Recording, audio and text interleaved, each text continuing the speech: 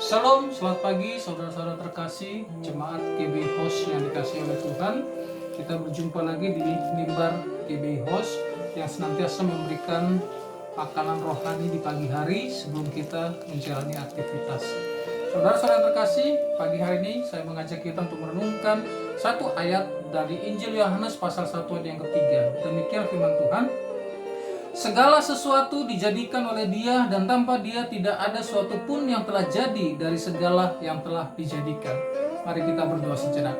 Kami bersyukur Tuhan buat pagi hari ini. Tuhan memberikan kami kekuatan kesehatan untuk kembali merenungkan kebenaran firman Tuhan.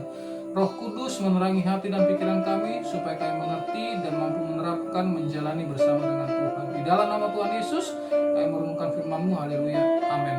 Saudara-saudara yang terkasih, Yohanes memberikan penekanan pada ayat yang ketiga, mengatakan Kristus yang adalah Sang Firman, Dia adalah Sang Pencipta. Dikatakan di ayat 3 tadi adalah segala sesuatu dijadikan oleh Dia, dan tanpa Dia tidak ada satupun yang telah jadi dari segala yang telah dijadikan.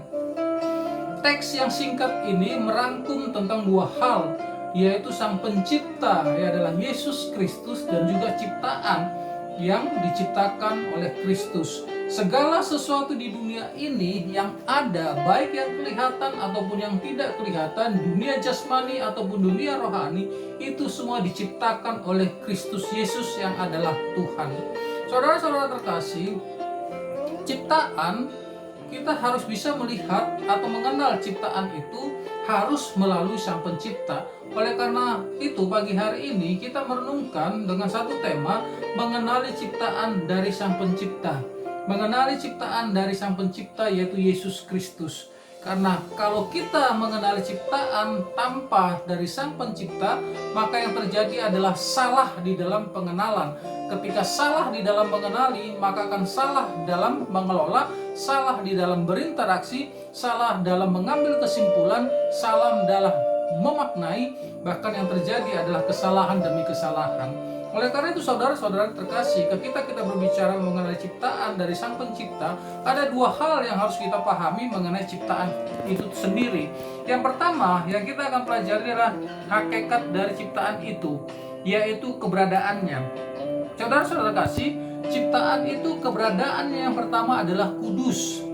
Ketika Allah menciptakan dari Kejadian pasal 1, hari pertama Tuhan menciptakan, hari kedua sampai hari kelima, ketika Allah menciptakan seluruh alam semesta dan segala isinya, Allah selalu mengakhiri di dalam hari penciptaan itu dengan sungguh baik. Allah melihat semuanya itu baik. Tetapi ketika manusia menciptakan, ketika Allah menciptakan manusia, maka di akhir penciptaan itu penulis menuliskan bahwa Allah melihat sungguh amat baik. Kehadiran manusia yang diciptakan serupa dan segambar dengan Allah itu menjadi penutup dari seluruh rangkaian ciptaan Allah, sehingga amat baik di dalam pandangan Allah. Karena Allah menciptakan segala sesuatunya di dalam kekudusan. Ciptaan itu pada hakikatnya kudus untuk mempermuliakan Allah, untuk menyatakan Allah. Tetapi tidak hanya di situ, manusia telah jatuh di dalam dosa. Oleh karena ciptaan itu jatuh ke dalam dosa.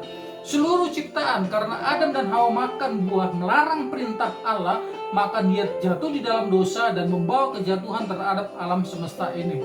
Sehingga alam semesta dikutuk oleh Allah. Allah berfirman, terkutuklah tanah oleh karena engkau. Perempuan dikutuk. Laki-laki Adam pun dikutuk untuk bekerja dengan susah payah. Dan penghukuman terakhir adalah pengatian dan diusir dari taman tersebut.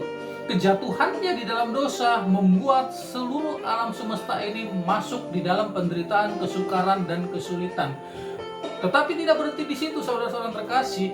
Ciptaan yang telah jatuh di dalam dosa ini ditebus oleh Kristus Yesus. Allah, oleh karena begitu besar kasih Allah akan dunia, Dia datang untuk menyelamatkan manusia yang percaya kepadanya. Manusia ditebus melalui kematiannya di kayu salib, sehingga orang yang percaya kepada Kristus Yesus, kita telah dihukum bersama di dalam kematiannya dan telah dibangkitkan di dalam kekudusannya, sehingga kita memperoleh keselamatan daripada Kristus. Sehingga ketika dalam penantiannya Tuhan Yesus datang yang kedua kali, di masa penantian inilah disebut di dalam masa pengudusan. Masa penantian, maka kita harus hidup di dalam kekudusan, untuk menyatakan seperti Kristus hidup. Oleh karena saudara-saudara terkasih, ciptaan yang sekarang yang kita pahami adalah ada dua, ada orang yang masih jatuh di dalam dosa, sehingga nanti alam semesta ketika Kristus datang, ada dunia yang baru, Yerusalem baru, di mana seluruh alam semesta yang telah dikutuk ini akan diperbarui ketika Kristus datang. Oleh karena itu, kita perlu sekali untuk melihat bahwa ciptaan alam semesta ataupun manusia khususnya untuk kita berinteraksi, maka poin penting untuk kita memahami bahwa manusia itu adalah manusia yang telah jatuh di dalam dosa, manusia yang telah ditebus, manusia yang hidup di dalam proses pengudusan. Sehingga ketika kita berinteraksi dengan sesama, baik sesama jemaat, dengan lingkungan di sekitar kita, dengan masyarakat dan tetangga, ingat pada hakikatnya manusia yang telah jatuh di dalam dosa dan orang yang tebus itu adalah orang yang senantiasa tetap berbuat atau masuk di dalam proses pengudusan. Jadi kalau sampai kita berinteraksi ada orang yang menyakiti, seharusnya kita tidak harus kaget, karena itu adalah natur dari dosa, karena orang harus masuk di dalam proses pengudusan untuk berubah lebih baik lagi. Sehingga dengan pengenalan ini kita tidak akan tersakiti, tetapi kita dengan mudah memahami dan kita memiliki belas kasihan, sehingga kita menaruh empati dan bahkan memberitakan Injil pelepasan di dalam Kristus Yesus. Itulah poin yang pertama, kita memahami natur dari ciptaan yang telah diciptakan dalam kekudusan, jatuh di dalam dosa, ditebus oleh Kristus, dan masa penantian untuk kesempurnaan ketika Kristus datang kedua kali. Saudara-saudara, itulah esensi, itulah hakikat dari ciptaan itu, alam semesta dan juga kita semua. Kitab Roma mengatakan seluruh makhluk ditaklukkan dalam kesia-siaan, dalam pengharapan untuk menantikan anak Allah dinyatakan, sehingga semua mengalami kelepasan dari kesia-siaan. Yang kedua, saudara-saudara yang terkasih, ciptaan itu harus kita tahu adalah fungsinya. Allah menciptakan, dikatakan segala sesuatu dijadikan oleh Dia, tanpa Dia tidak ada yang dijadikan. Ketika Allah menciptakan, ada tujuan yang utama, ada tujuan yang Tuhan taruh terhadap ciptaannya. Alam semesta dan manusia yang hidup di dalamnya. Kitab Mazmur mengatakan di dalam Mazmur 19 pasal 19 ayat yang kedua, 1 dan 2 dikatakan, cakrawala menceritakan kemuliaan Allah, hari memberitakan kepada hari, bahwa alam semesta ini menceritakan tentang Allah. Saudara-saudara yang terkasih, di dalam iman Kristen ada itu yang disebut, di dalam pelajaran iman Kristen teologi ada istilah disebut dengan dua, wahyu umum dan wahyu khusus.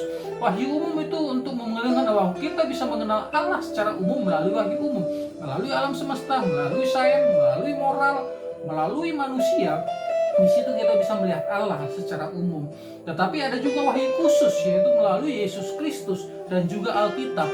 Melalui Yesus Kristus kita bisa diselamatkan, dan keselamatan itu bisa sampai ke kita karena Kristus yang mati di kayu salib. Dan kita mengenal Allah dan Yesus melalui kitab suci, karena di dalam kitab suci inilah kita bisa mengenal Allah dan Yesus Kristus. Nah, oleh karena itu melalui kedua wahyu khusus inilah kita bisa melihat tujuan dari ciptaan itu sendiri. Saudara-saudara terkasih, ketika manusia diciptakan, Allah mengatakan kepada Adam, taklukkanlah, berkuasa dan taklukkanlah bumi. Saudara terkasih, tujuan dari ciptaan yang pertama adalah mempermuliakan Allah. Yang paling utama adalah mempermuliakan dan menikmati Allah di dalamnya. Saudara-saudara yang terkasih, oleh karena itu tujuan yang kedua fungsinya adalah kita mempermuliakan Allah. Melalui apa kita mempermuliakan Allah? Saudara-saudara yang terkasih, kegagalan di dalam memahami tentang Allah, kegagalan dalam tidak tahu fungsinya, maka yang terjadi adalah kerusakan. Bukankah manusia yang tidak mengenali siapa penciptanya untuk mengelola alam semesta ini terjadi pengerukan, hutan ditebang habis, alam sumber daya dikerok habis semuanya, sehingga terjadi kerusakan bumi, terjadi banjir, terjadi longsor, terjadi musibah di mana-mana. Itu karena gagal di dalam memahami ciptaan ini dan gagal di dalam melaksanakan mengelola sumber daya alam ini tidak sesuai dengan kehendak Allah. Oleh karena itu saudara-saudara yang terkasih, sekali lagi ingat, fungsi dan tujuan kita adalah mempermuliakan Allah. Tuhan Yesus mengatakan kamu adalah garam dan terang dunia. Kristus adalah terang, kita adalah terang. Jadi fungsi utama kita di dunia ini adalah hidup sebagaimana Kristus hidup di dunia untuk menyatakan Allah, melakukan pekerjaan Allah, mempermuliakan Allah, bahkan mati di kayu salib dengan ketaatan kepada Allah. Begitu juga kita. Fungsi utama kita di dunia ini adalah untuk menyatakan Kristus Yesus sebagai juru selamat di dunia yang berdosa, untuk menyatakan Kristus Yesus sebagai Tuhan dan Juru Selamat, untuk menyatakan dunia ini mengembalikan kepada Kristus Yesus melalui penginjilan, melalui pemberitaan pekabaran Injil, dan juga untuk menyatakan kerajaan Allah, di mana kelak ada satu pengharapan di dalam dunia yang berdosa ini, bahwa ada satu pengharapan di mana Kristus datang, terjadi pembaharuan secara menyeluruh.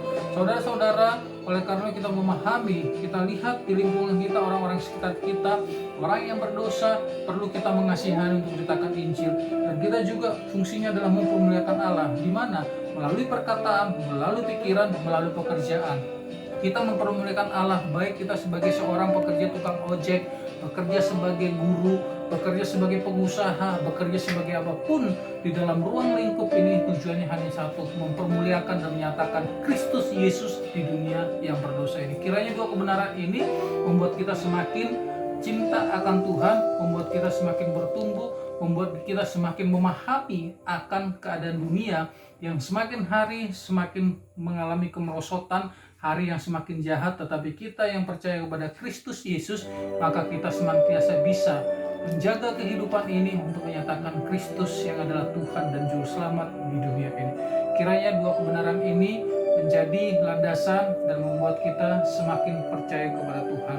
Kiranya saudara-saudara yang terkasih, pagi hari ini kita beraktivitas dengan penuh damai sejahtera, dengan penuh sukacita, dan tentunya pertolongan penghiburan daripada Allah untuk kita berjalan melihat kebaikan dan kemurahan Tuhan. Tuhan Yesus memberkati. Saya mengakhiri dengan doa. Mari kita berdoa. Kami bersyukur Tuhan memberikan kepada kami untuk mengerti tentang ciptaan dan fungsi kami. Tujuan kami Tuhan ciptakan di dunia ini untuk mempermuliakan Engkau. Biarlah belas kasihan anugerah-Mu memberikan kekuatan untuk kami mampu mempermuliakan Engkau dengan hidup yang melawan dosa, dengan hidup yang berjalan sesuai dengan kehendak-Mu untuk mencari perkenan-Mu. Terima kasih, memberkati aktivitas kami sepanjang hari ini, memberkati seluruh jemaat GBI Host baik dalam pekerjaannya, dalam setiap pergumulannya, sehingga kami boleh sama-sama mempermuliakan-Mu. Terima kasih Tuhan, kami semua bersyukur di dalam nama Tuhan Yesus Kristus kami berdoa, haleluya, amin. Terima kasih, Tuhan Yesus memberkati. Shalom.